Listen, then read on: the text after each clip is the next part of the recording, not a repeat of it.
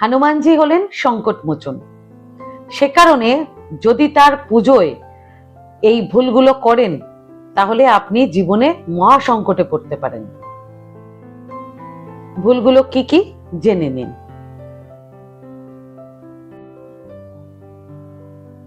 হনুমানজির পুজো করার আগে অবশ্যই ব্রহ্মচর্যের পালন করবেন।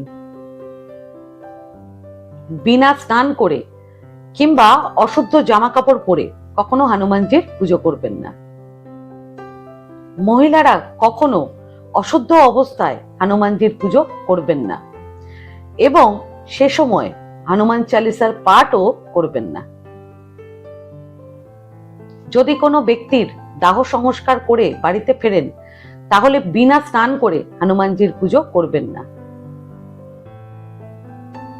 কিংবা যদি বাড়িতে কারোর মৃত্যু হয় তাহলে অসুচ কেটে যাওয়ার পরই আপনারা হনুমানজির পুজো করবেন। বাড়িতে যদি কোনো বাচ্চার জন্ম হয় তাহলেও যতদিন না পর্যন্ত অসুচ কাটে ততদিন পর্যন্ত হনুমানজির পুজো করবেন না। অসুচ কেটে যাওয়ার পর তারপর পুজো করবেন।